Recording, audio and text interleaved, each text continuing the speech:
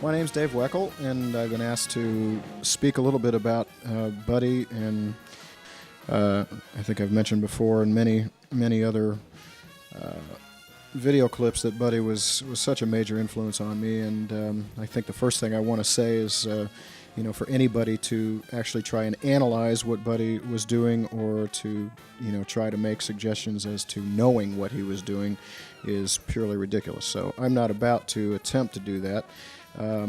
But through the years of trying to figure out what he was doing when I was very young, playing, and seeing him so many times, and in later years having videos to watch to be able to really look at what he was doing, and also for me, I have to include the teachings of Freddie Gruber, who was basically very helpful in deciphering some of the aspects of the way Buddy approached things, and made some things very clear to me as to how I might approach playing the instrument.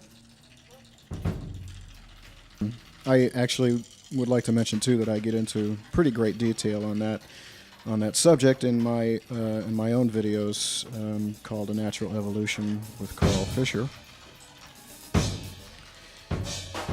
Of course, growing up and being very young, I was first turned on to Buddy's playing when I was about 12 or 13 years old from a record that my father had brought home for me.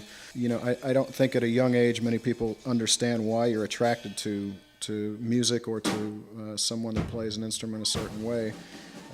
Sometimes the technical aspects stand out and are the first things you might notice, but I think the real deal, which is something that I've been learning more and more about as I get older, and I've been playing now for more than 30 years, and I think you finally figure out that it's the emotional aspect that is the attractive part. And later it was a nice realization for me to see Buddy in an interview at one time say that the musicians that are the most successful are the ones that are able to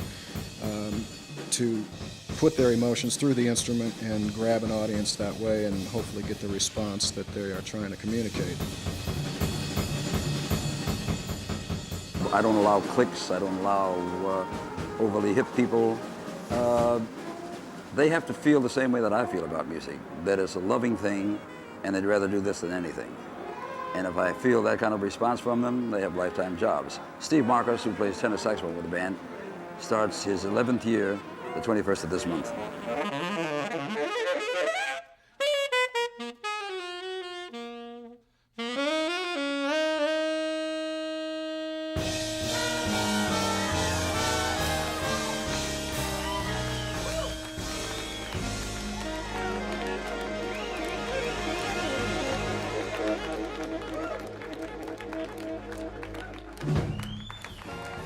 Of course, he's probably known most for his blazing single-stroke rolls that to this day probably have not been surpassed, which is an amazing thing, all a natural ability. But like I said, for me it was the way that he would drive a big band, the way that he would catch the figures, and the time would never stop, and that is how I aspired to try and play with a big band as well. It was that was the emotional content that made me feel good.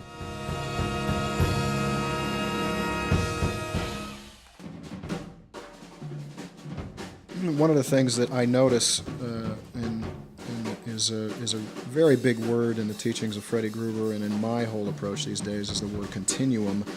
And referring here to the continual body motion, that Buddy uses to really dictate where the time is at.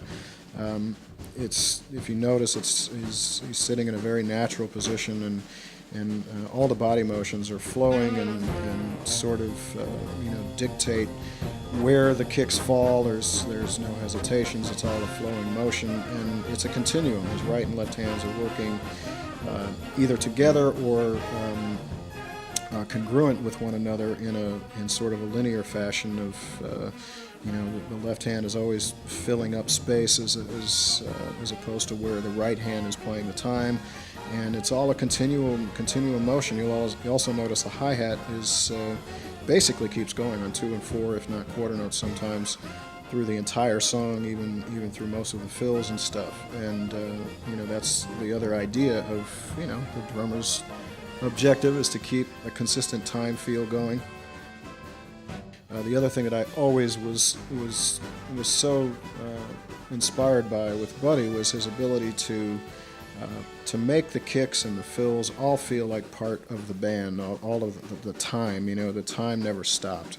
It was just a continuum of flow and time feel, and he made the kicks part of his time and the patterns that he was playing, so that it never sounded like here's the time, here's the fill, or here's the kick. It was a certain just a flow that he made the band, in a sense of just the way he played, fit into his time and the way that so that the band was right on time, not lagging behind. They couldn't be, otherwise they would they would just fall apart, not to mention getting fired.